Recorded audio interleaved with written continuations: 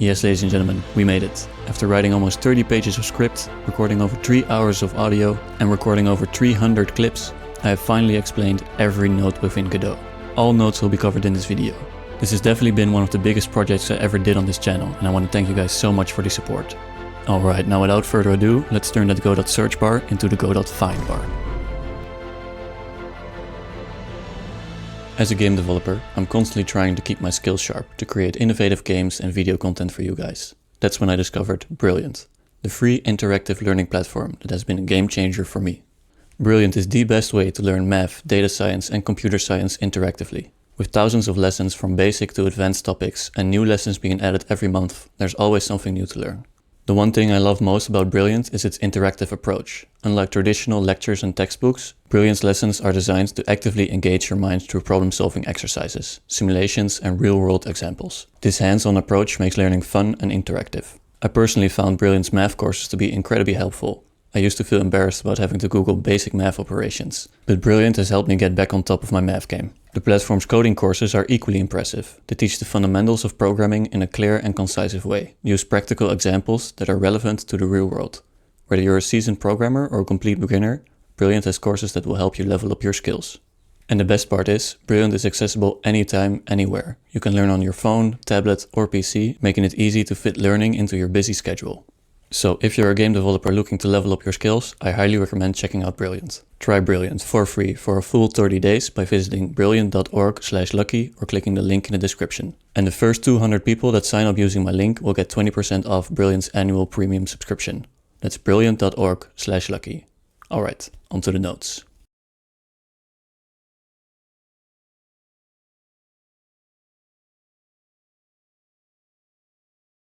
The node. Nodes are Godot's building blocks. They can be assigned as a child of another node, resulting in a tree arrangement. A given node can contain any number of nodes as children. These trees of nodes are what we call a scene. A scene can be saved to disk and instantiated in another scene. And these combinations of scenes are what make up a complete Godot game. Now, in case you're wondering, what kind of nodes can I use in these scenes? You came to the right address, my friend. The node 2D. The node 2D is the basis of all 2D nodes. It keeps track of rotation, position and scale. All the nodes we're going to cover today inherit from the node 2D. The camera 2D. The camera 2D node specifies the point from which your scene is viewed. It's very simple. It contains some parameters for rotation and position, and making your camera movement more easy on the eyes by setting up camera drag and smoothing. The animated sprite 2D and the sprite 2D. The sprite 2D and the animated sprite 2D are used to render 2D textures to the screen. The texture displayed can be the region of a larger texture atlas. And the animated sprite 2D contains a great tool for setting up sprite sheet animations. The collision object 2D. The collision object 2D cannot be used standalone, but it serves as a base class for all 2D objects that have collisions. It has properties for its collision layer and whether it's enabled or not. The physics body 2D. The physics body 2D can also not be used standalone, but serves as a base class for all 2D objects that are affected by physics. The collision shape and the collision polygon 2D. The following nodes we're about to cover all require a collision shape. The collision shape will need to be a child of the physics body, and you can set your collision shape within the inspector here. The static body 2D. The static body 2D is a physics body that cannot be moved. However, other physics bodies can be affected by it. It can be used for things like walls, floors or ceilings, and if you decide to move a static body, it doesn't push any other physics bodies, but instead teleports to the new location. The animatable body 2D. The animatable body 2D is almost the same as a static physics body, only this physics body can be moved. It's still not affected by gravity or other physics bodies, but if you move it in code or an animation, the other physics bodies in its way will be pushed appropriately. The rigid body 2D. The rigid body 2D is the physics body that is affected by other physics bodies and gravity. This is the physics body used for all your physics items that can be moved and are not directly controlled by the player. The character body 2D. The character body 2D is a specialized physics body that is meant to be controlled by the player. It contains built-in functionality for precise movement controlling with code within the physics simulation. The joint 2D. The joint 2D cannot be used standalone, but it's a base class for all 2D physics joints. These are nodes that connect two physics bodies together, and Godot contains the following 2D joints. The dampened spring joint 2D. The dampened spring joint 2D connects two physics bodies together in a spring-like manner. It contains parameters for the spring's length, stiffness and dampening. The groove joint 2D. The groove joint 2D has a bit of a confusing name, but it connects two physics bodies together like a piston, meaning they can only retract and extend in one movement axis. And finally, the pin joint 2D. The pin join 2D can be used to pin two physics bodies together. They're basically connected at one point and are allowed to freely rotate in any direction. The area 2D. The area 2D acts as two things. One, a detection field that checks whether collision objects leave or enter it. And two, an area of space with its own physics and audio settings. You can change things like gravity, wind, audio channels, and this allows you to create things like underwater areas or zero gravity areas within your game. The audio listener 2D. By default, the camera will be the point that listens to 2D audio, but if you want to hear your scene from a different location, you can use this node to set up a listening point. The audio stream player 2D. This is the 2D audio source of Godot. It can be used to play audio from a certain point in space, and it has all the audio settings that you would expect. Volume, pitch, range, attenuation. The CPU particle 2D and the GPU particle 2D. These are the 2D particle systems of Godot. A lot of fun and cool particle systems can be built here. There are so many parameters, way too much to explain here, but I find that particle systems are quite straightforward. I would say a good way to learn them is just to add one to your scene and start playing with the parameters. The TileMap. The TileMap node is a huge node, way too big to explain here. It is used to build 2D tile maps. It has a great built-in tool for painting your tile maps and setting up tile sets. Godot also contains functionality to adding physics layers, navigation layers to your tile map. Again, a lot of awesome functionality here. I'll leave a link to the Godot docs that contains a lot of great tutorials. Now let's talk about 2D lighting in Godot. The CanvasModulate node. The CanvasModulate node is needed to set up 2D shadows in your scene. It first darkens your scene so that 2D lights can light it back up again. The Light2D node. The Light2D node cannot be used standalone, but it's the base class for all 2D lights. It has settings for light color, energy, and its blend mode. The Point Light 2D. The point light is used to light up a scene from one specific point. You do, however, need to give it a texture. This is the way the light looks. It's not a point as in there's a single point in the center that emits light to all directions, but instead it's this texture that lights up your scene. So why is it called a point light and not a texture light? This is because it casts shadows from its center. So lighting is done with the texture and the shadow casting is done from the point. The Directional Light 2D. The Directional Light 2D is used to light up an entire scene at once. It is used for things like the sun and the moon, and the Directional Light 2D shines from one angle and does not warp shadows based on its distance like a point light. The Light Occluder 2D. The Light Occluder 2D is the shape that is used to cast a shadow in your scene. You can set up the shape of a certain object, and based on this it will cast shadows in the rest of the scene. The Line 2D. The Line 2D node does what it says on the tin. It allows you to draw 2D lines by adding points to this array. It has a lot of properties for styling the line, like setting up its width, taper, and how the corners of the lines are rounded and rendered. The Marker 2D. The Marker 2D node is a debugging node. It's just a node 2D, only it shows its position and rotation in the editor. It can be used to keep track of invisible nodes or points in space. The Mesh Instance 2D.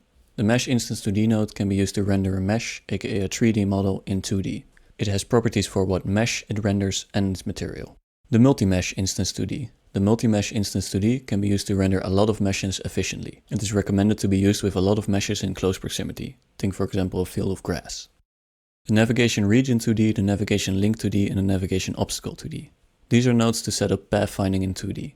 They're a bit more complicated than the 3D nav finding nodes, as you'll need to set up your own navigation regions manually. While in 3D there's a tool for automatically generating your nav mesh. There's a great read in the docs on how to set up nav finding in 2D, and I'll leave a link in the description.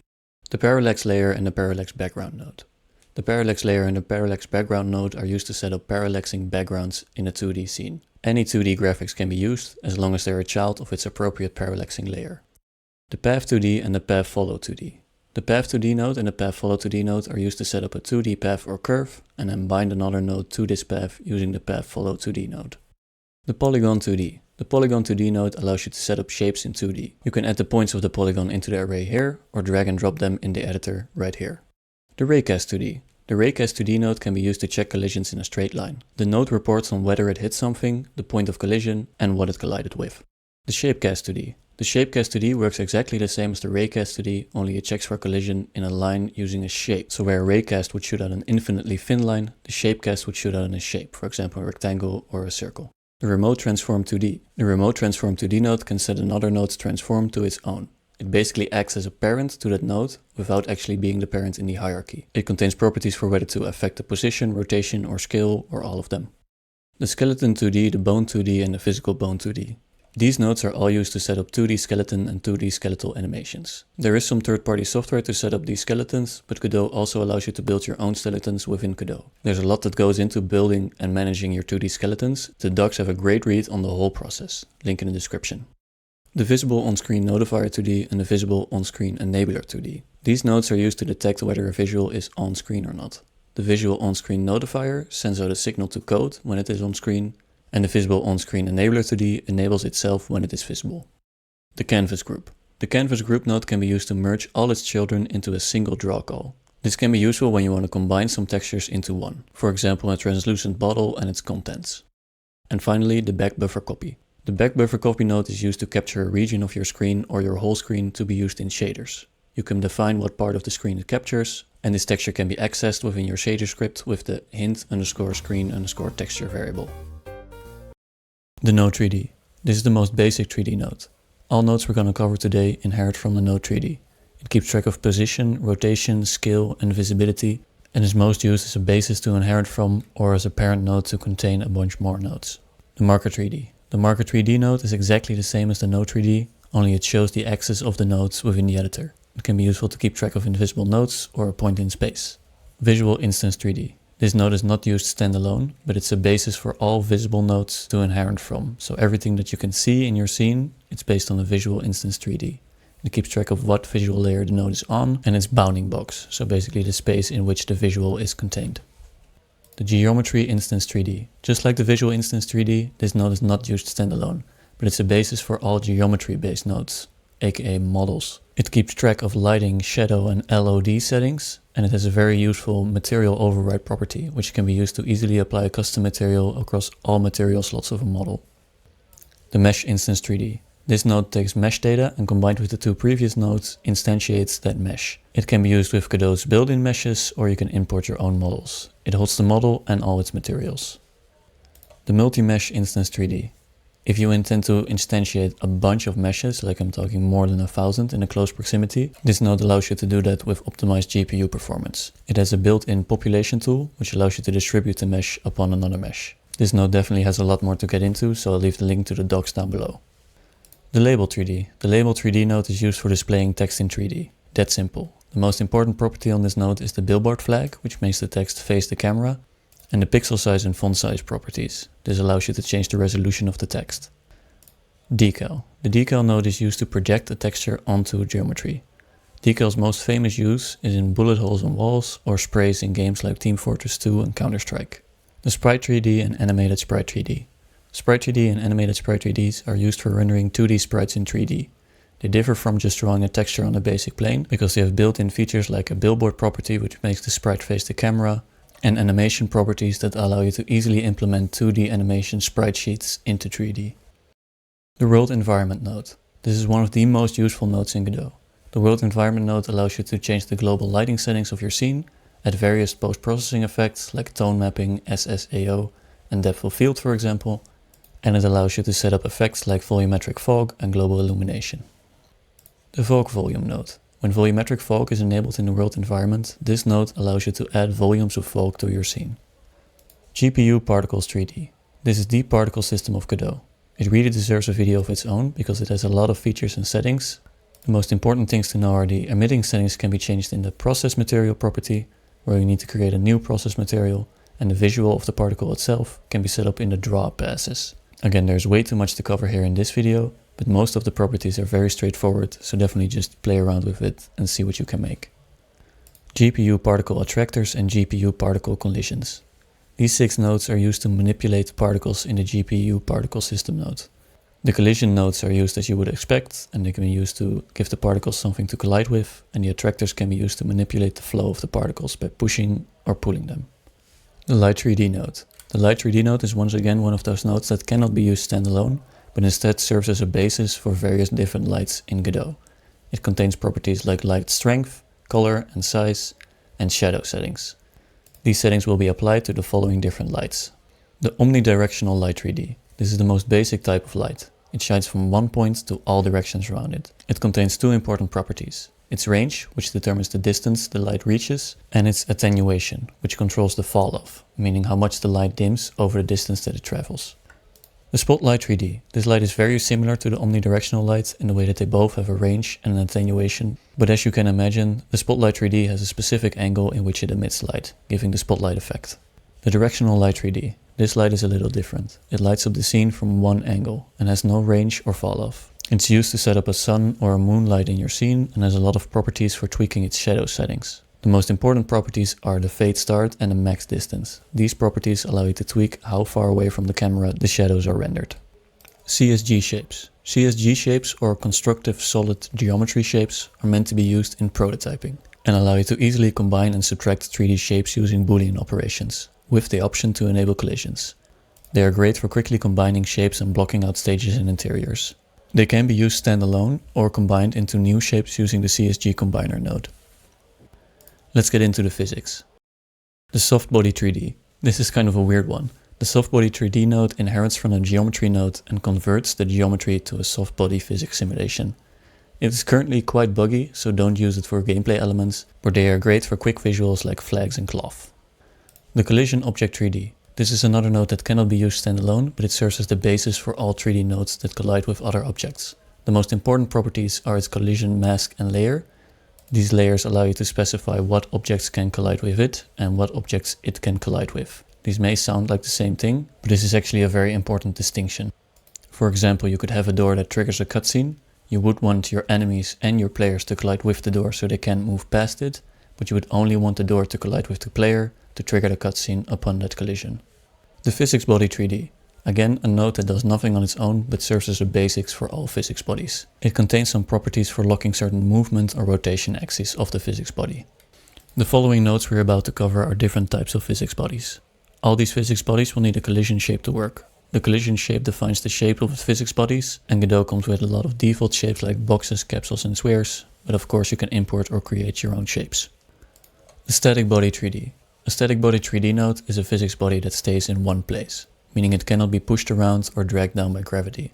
It is used for things like walls and floors, and if the static body is moved, for example by code, it is in a physics sense teleported to the new location, so it won't push balls up or move things to the side when it's moved.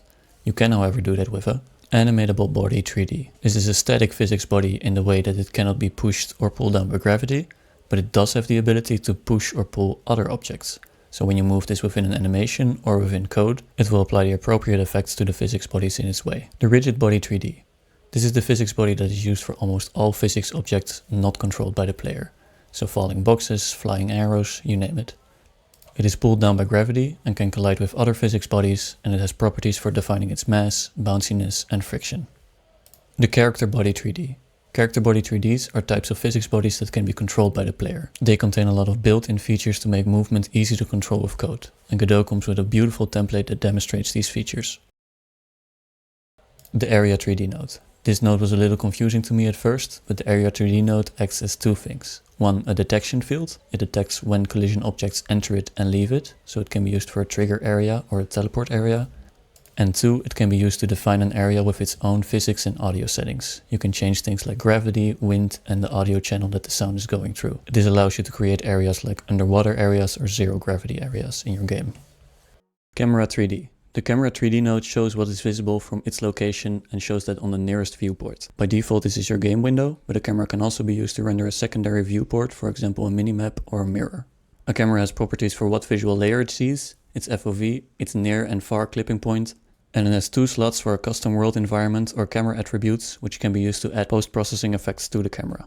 The vehicle body and vehicle wheel 3D. These nodes implement all the logic needed to simulate a car and are based on the raycast vehicle system. Personally, I have not had great results with the vehicle body 3D, and even the docs note that there are known issues with the node and that writing your own integration is advised for a more advanced solution.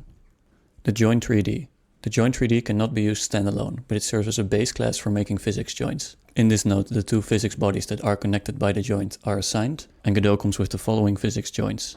The hinge joint 3D. The hinge joint works as you would expect. It restricts the rotation of two physics bodies in a hinge-like manner, and it has properties for setting its limits, behavior and applying a motor force to the hinge. The cone twist joint 3D. This joint acts like a ball and socket joint. It has properties for its range, or swing span, and its rotation, or twist span. The slider joint 3D. The slider joint restricts the movement of a physics body along a certain axis. The best way to think about a slider joint is to see it as a piston. It can only extend and retract in one direction. Pin joint 3D. The pin joint can be used to pin two physics bodies together while allowing them to freely rotate. I think the best way to think about this joint is like a chandelier from the ceiling. It's hanging from one point, but you can twist it and turn it in any way you want. The generic 6DOF joint. The generic 6 degrees of freedom joint can be shaped into a lot of different physics joints. It allows you to tweak the limits, forces and fields of all 3 rotation and movement axes. This physics joint is great for designing custom complex physics joints.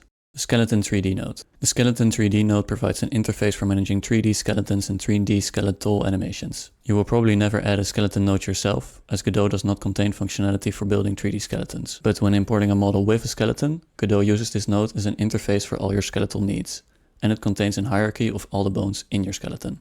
The Bone Attachment 3D. This node allows you to easily attach a node or a group of nodes to a bone in a skeleton 3D. Think armor pieces, weapons or attachments that need to be welded to the bone to copy its transform throughout an animation or a ragdoll simulation. The Root Motion View node. This is an editor-only debugging node. All it does is show a grid in the editor, and it's intended to be used with root motion animations. These are animations that have the movement of the character baked into the animation, and it can be used for a ground reference to root the animation. The following nodes are all used to set up different kinds of global illuminations in your scene. The Godot docs has a great read on what type of global illumination is best for your scene and how to implement that type. I'm gonna go over them here real quick, but definitely give the doc a read. Don't worry, it has pictures. The Voxel GI node. The Voxel GI is one of the heavier ones, but it's quite easy to set up, just by adding the Voxel GI node and clicking Bake right here. Please note that this does not bake the lights and shadows into your scene, just the Voxel GI map. You can still change the lighting after your scene has been baked. The Lightmap GI and Lightmap Probe. The Lightmap GI does bake lights and shadows into your scene. You will need to set up a second UV map on your models for the lighting data to bake onto. You do, however, get the option to bake only certain lights, and I'll leave a great link to the tutorial down below. The Reflection Probe. The Reflection Probe is used to capture a reflection map. It basically takes a 360 photo from its location, and all reflective materials can sample from this photo to generate realistic reflections. The Reflection Probe has a low performance cost and it gives great results. Definitely try this one out. The Importer Mesh Instance 3D. This one I need your help with. It has no documentation and I couldn't find anything about it online. I asked for it on Reddit and some people thought it was just a port of the 2D mesh importer, or that was used in the import process but actually not used by the user within a project. I'm not sure. If anybody knows, let me know. The VisibleOnScreen Notifier 3D and the VisibleOnScreen Enabler 3D. These two nodes are used to detect whether the camera can see a certain node. The notifier sends out a signal when the visual node is seen, and the enabler enables the node when it is seen by the camera. The Grid Map node. A grid map is basically a 3D tile set. You can set up a mesh library that acts as tiles within the tile set, and you can paint those into a grid. It also allows for vertical tiling using the floor parameter. Devlog Logan has a great demonstration of this in his video, Tile Dungeons. Link is in the description. The Audio Listener 3D. By default, the camera will be the point that listens to 3D audio, but in case you want your ears to be somewhere else than your eyes, you can use this node to set up a listening point anywhere in your scene. The Audio Stream Player 3D. This is the 3D audio source of Godot. It can be used to play audio from a certain point in space, and it has all the audio settings that you would expect from an audio source. It can also be given an emission angle, which can limit the angle that the audio can be heard from. The Navigation Link, Navigation Obstacle, Navigation Region, and Navigation Agent 3D. These nodes are used to set up a nav mesh within your scene for pathfinding. The Navigation Region 3D looks at your scene and sets up a mesh of all the surfaces that can be walked on and how they can be connected. The Navigation Agent 3D can then traverse your map in a natural and efficient flow. I personally had great results using the nav meshes within Godot, but they're still marked as experimental, so they might change in the future. Keep that in mind. The Occluder Instance 3D. The Occluder Instance 3D node can be used to improve performance by hiding objects that aren't visible to the camera. Please take note that the occluder is recommended to be used on static objects, as moving the Occluder Instance 3D will trigger a recompilation that can take several frames. It is also recommended to use them in closed or semi-closed areas, as in large open areas, LODs and visibility ranges are recommended to improve performance. The Path 3D and Path Follow 3D. These are super fun. I didn't know about them yet, but they can be used to create 3D paths or 3D curves and bind a node to this path. They're great for setting up small animations and quick organic flows within your game. The Raycast 3D. The Raycast 3D node shoots out a ray in a given direction and reports on whether it hit something and what it hit. It's great for a lot of uses, but it's most used in shooting mechanics and interaction mechanics. The Shapecast 3D. The Shapecast 3D works the same as the Raycast 3D, only instead of shooting an infinitely thin ray, it shoots out a shape, so you can check for collisions in larger areas. The Spring Arm 3D. The Spring Arm 3D is basically a Raycast 3D, only it has the built-in functionality to move all its children to the point of collision. The best way to think about this node is I think a laser pointer. If you have the laser point as a child of the Spring Arm 3D, it will automatically act like a laser pointer by moving that laser point to the point of collision. The Remote Transform 3D. This node copies another node's transform to its own, so you can parent a node to this node without it actually being the parent in the hierarchy. It sounds a little confusing, but once you see it, it's not that confusing. The XR camera 3D, the XR no 3D, the open XR hand, the XR anchor 3D, the XR controller 3D, and the XR origin 3D. Phew! These are all nodes used to set up VR/XR games. I currently don't have a functional VR setup, and I haven't played with these myself, and instead of guesstimating what all these nodes do and maybe spreading misinformation, I'll leave these to the father of VR in Godot himself, Bastiaan. Link is in the description of this video. The container node. The container node is the base class of all different types of containers. A container is a type of node that holds other nodes within it and determines how they are positioned. The aspect ratio container. The aspect ratio container is a type of container node that sets an aspect ratio, so no matter what the resolution of your game is or how your UI is resized, this container will keep its aspect ratio. It's great for things like images or videos that need to be fully displayed. The box container, the VBox container, and the HBox containers. The VBox and the HBox containers are your bread and butter of most UIs. Everything within these containers will be aligned horizontally or vertically. Most UIs can be boiled down to VBox and HBox containers. The center container. The center container is super simple and super useful. All the children within this container will be put perfectly in the center. The flow containers. The flow containers allow elements to be positioned in the same way that text would be positioned, meaning it will put them from right to left until they reach the end of the container, at which point it will create a new line underneath, just like words in a sentence in a text box. The grid container. The grid container is kind of self-explanatory, but it displays elements in a grid. Most used for things like inventories. You can set the amount of columns in your container and the elements will be added in a text-like manner, meaning from left to right and then onto a new line. The H-split and the V-split container. The split container allows you to split your view with this little handle in between. The Godot editor is built up of these split containers. A lot of software is built up like this. But yeah, it might be very useful if you want to display a lot of data. The margin container. This container allows you to add custom spacing to your elements. Very simple. And by the way, the settings for this container are in the theme override. They're not in the nodes property, but yeah, down there. Kind of confusing, but yeah. Panel container. The panel container is a very basic container. It's basically the base container, but it has a little background, like a panel. Can be used for grouping things together visually. The scroll container. The scroll container creates a container that can be scrolled using the mouse wheel. They can be scrolled horizontally and vertically, but please take note that there's only supposed to be one other container within the scroll container, meaning that you'll need to add a VBox or an HBox and then add your elements within there for the scroll container to work properly. The tab container. The tab container will set up this tab-based system. All the elements within the tab container will get their own tab. So again, it's meant to be used with other containers within the tab container. The tabs can be accessed here at the top and they'll get the name of the node that is in the tab container. So those are all the containers. By combining these containers and putting containers within containers, you'll be able to create almost any layout you can think of. Now we're going to get into the elements that you're going to put inside of these containers. The label. The label is the basic text display of Godot. It allows you to display a single line of text or whole paragraphs. The rich text label. The rich text label is almost the same as the label node, only it allows for things like bold text, italic text, and other text highlighting using these tags. The color rect. The color rect is just that. It's a rectangle that you can set a color to. It's great for backgrounds or just blocking out UI. The textured rect. It's basically the same as the colored rect, only instead of a color, it displays an image.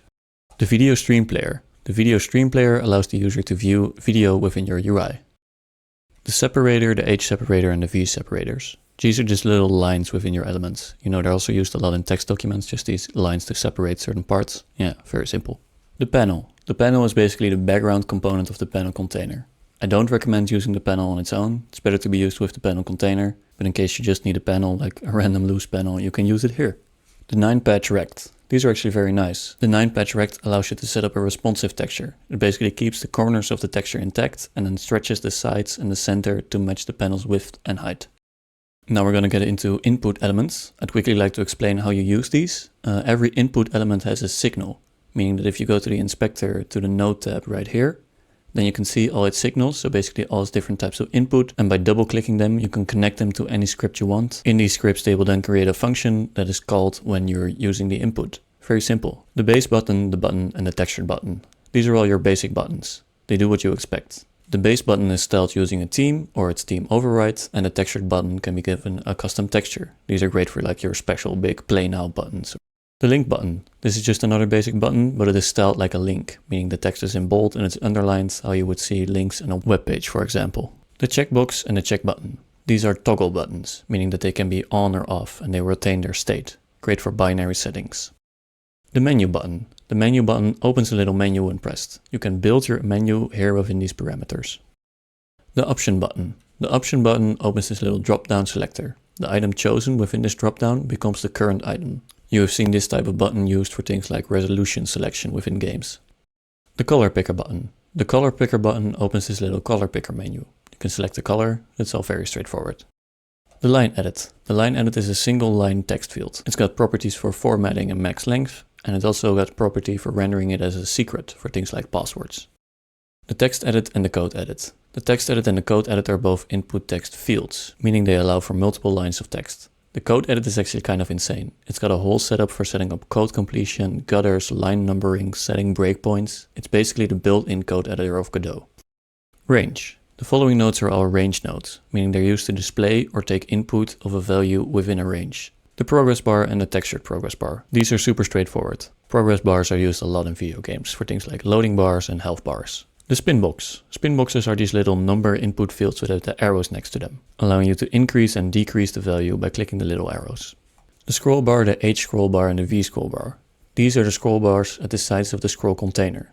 In case you're building some crazy custom UI and you want to add your own functionality to these loose scroll bars, you can add them. In most cases, however, you're just going to want to use the scrollable container and not these loose scroll bars. The slider, the H slider and the V slider. These are your sliders, allowing you to grab the handle and select the value within a range. Very simple. The item list. The item list allows you to create a clickable menu of items that again can be created here within the expector. It's basically the menu of the menu button without having to click a button to open it. The menu bar. The menu bar allows you to set up a row of drop-down menus. You will need to use pop-up menu nodes for every drop-down within the menu bar, and it can be populated the same way as the menu button or the item list. The tab bar. The tab bar is basically the top of the tab container. In case you want to build your own functionality and just have the tab bar instead of the whole container, you can use that here. The reference rect. The reference rect is a debugging node. It just renders a rect in the editor and can be useful for positioning nodes within empty space. The tree. The tree node renders a tree the same way the hierarchy of your scene is rendered. Great for displaying branching data like complicated quest lines or something. The graph node and the graph edit. The graph node and the graph edit can be used to set up and render graphs. However, they're going to get a big overhaul in the coming updates, so I would not recommend learning them now, but instead holding off until the new updates to learn the new ones. And finally, the touchscreen button. All of Godot's UI elements work with a touchscreen by default, but in case you want to map actions like in your input map to on-screen buttons, you can do that with the touchscreen button. The control node. This is, like I said before, the base node of all UI nodes. Everything inherits from this node, and it's got a lot of parameters. A lot of these you're never going to touch and you should never touch, but I'm just going to explain them anyway so you'll know everything about every node at the end of this video. Clip contents. This parameter determines whether UI nodes within this node will be cut off when they're outside of this node, meaning that if a text overflows outside of its text box, for example, it will be cut off, or you can still see it out of bounds. Custom minimum size. This parameter sets a minimum size for your UI element. No matter what, the element will never be smaller than the size set here. Layout direction. This determines whether the elements within this element are aligned from left to right or from right to left. It also contains a setting for copying whatever its parent has for a layout direction or based on the current localization. Layout mode. This parameter determines whether the node's location is set with a hard-coded X and Y value or by its anchors. Now, setting a UI element's position by a hard-coded X and Y value can be useful in some rare cases, but 99% of the time you want to set this to anchored mode. Anchored mode allows your elements to be resized and repositioned based on the viewport size, making them responsive. So a lot of the times you're going to want to use this, but in case you're making some jam game that only is going to run at one resolution, you might want to set your elements hard-coded. Now you can set your layout mode and anchor type within this menu here, but a way easier option is to use the little menu at the top of the UI right here. The transform. Here you can find your size, position, rotation and scale of your element. You can tweak these settings by hand, but once you're using the anchor system, these values will be set automatically and you can't touch them or you won't need to touch them. Localization. These parameters can be set if you want the text within your element to be translated to another language you have set up in your game. The tooltip. The tooltip is the little message that pops up when you're hovering your mouse over an element. You can set this in the parameter here. Focus. A UI element's focus basically means it's selected. In well-made UIs, you can navigate between buttons and inputs using tab or the arrow keys. In this parameter, you can set up the node's neighbors. meaning what element should be focused next when you press the tab key, or what the next focused element should be when you press the up or the down key. When you're building a game for a PC and you're using the mouse, it's not necessary to have a good focus layout, but it's very easy to set up, and once you have it set up, you gain instant controller support, because with a controller you can navigate focus of a UI.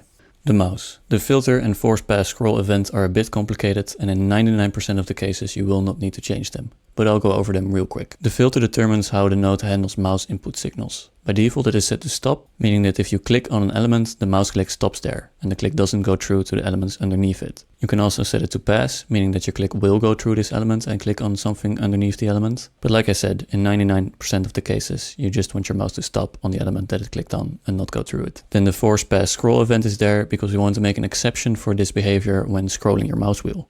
Because if you're scrolling and you're hovering over a button, you do not want that scroll event to stop at the button. You want it to go through to the scrollable list so that the list can scroll. Don't worry if these last two don't make any sense to you. The default settings are what you're going to need for most UI cases. The last parameter in the mouse category is surprisingly very simple. It's the cursor shape. So you can have like the little loading icon or like the cancelled icon or all the different mouse pointers. You can set whatever you want up in here. The input. This one only contains one parameter, the shortcut context. In Godot you can set shortcuts for buttons. So for example, Ctrl Z would be an undo button somewhere on your screen. And within here you can set an element that needs to be in focus for this shortcut to work. So for example, if you need to be focused on your main window when pressing Ctrl C or Ctrl V, you can select the main window here so you don't copy and paste everywhere at once. I think this setting is more used for like software or like really complicated UIs and not that much in game development, but yeah, that's what it means. Theme. Themes are just that. They allow you to create custom UI themes. By creating one right here, and then in the theme menu right here you can pick a new element with the little picker and change all its styling options. However, you don't need to build a completely custom theme for every type of styling that you want to do, as every element also contains theme overrides.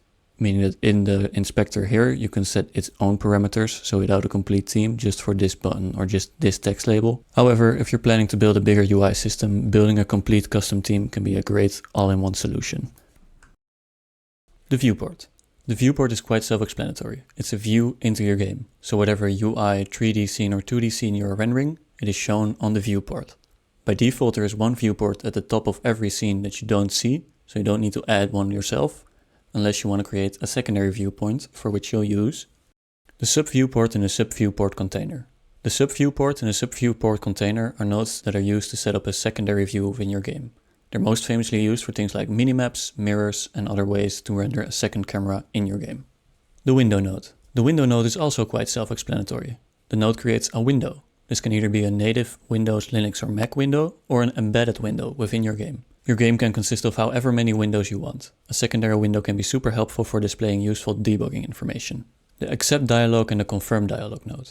The accept and confirm dialog nodes are basic window pop-ups. The accept dialog pops up a window that gives the user one option, only to accept, and the confirm dialog will ask the user whether to accept or cancel. The file dialog. The file dialog node is a pre-built window that allows the user to select a file within the file system. Super useful for saving and loading custom user resources. The pop-up. The pop-up are a little different from windows. They don't show up as separate windows in your OS, and they close whenever you click outside them. A good example of a pop-up menu is one of those right-click menus. The pop-up menu node. The pop-up menu node contains functionality to build a menu within a pop-up. The pop-up panel. The pop-up panel is a more bare-bones version of one of those pop-up menus. It only contains a background panel for you to build a custom UI on top of. The canvas item. It's quite weird I didn't talk about this before, but the canvas item is the base class for everything that is 2D in Godot.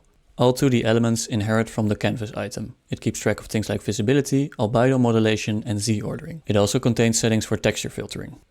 The canvas layer. All canvas items in Godot are drawn on a canvas layer.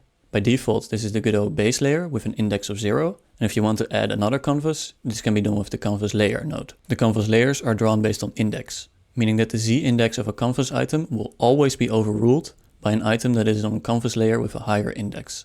The audio stream player. The audio stream player node is used to play non-spatial audio, meaning things like menu music, UI sound effects, and all sounds that aren't emitting from a point in space. The animation player. The animation player is one of the most versatile nodes within Godot. It can be used for imported skeletal animations, but beside that, you can animate nearly anything in Godot using this animation tool. The animation tree. The animation tree node can manage animations within Godot. It can be used to build complex animation structures and handle things like transitions and blend times. the HTTP request node. This node has the ability to send HTTP requests, meaning they can download or upload files or web content. The multiplayer spawner and the multiplayer synchronizer. Ah yes, the multiplayer nodes of Godot. These are used to spawn and synchronize nodes across a multiplayer session. Of course, I can explain the whole of Godot multiplayer in this video, so I'll leave you with a link to a great tutorial in the description. The resource preloader. The resource preloader node can be used to preload resources within your scene. In most cases, however, you'll use the preload method within your GD scripts, but in some advanced cases, preloading resources in bulk within the resource preloader node can be useful. The shader global override. The shader global override can be used to override shader parameters globally within a scene. Kind of how the world environment overrides the current environment in a scene, the shader global override can be used to manipulate a lot of shaders at once. Take note that the node does not override the actual shader, it just sets the parameter for all shaders within the scene. The skeleton IK3D. The skeleton IK3D node can be used to set up inverse kinematics in your armatures. Inverse kinematics is kind of a big topic. In short, it means it will rotate a bone of change in a natural way to reach a certain endpoint. There are a lot of great tutorials on IK and I'll leave one in the description. The timer node. The timer node is just that. It manages a timer. It can be started, stopped and trigger a callback function upon completion. Alright, so after making this complete video, I realized I forgot 3 nodes, so I'm just gonna add them on at the end, I'm sorry. The CPU particle 3D. The CPU particle 3D provides the same functionality as the GPU particle 3D, only without hardware acceleration. It can be useful to run on older devices that don't support hardware accelerated particle systems. The physical bone 3D. This is a node that can make bones in armatures react to physics. And the last node is the sprite base 3D. This is the base class for all 3D sprites. It can't be used standalone, but instead the sprite 3D and the animated sprite 3D inherit from it, and it's got a lot of functionality for making sprites in 3D work, like the type of shading, billboarding, alpha cutting, modulation, and the other sprite settings that the 2D sprite has. Alright, it's very late at night. I've been looking for these last 3 nodes for like an hour. I couldn't figure out what I missed, but I'm very glad I finally found them. This was every single node within Godot explained. I'm gonna go get some sleep, and if you're still watching at this point, thank you so much for watching, and I'll see you in the next one. Bye.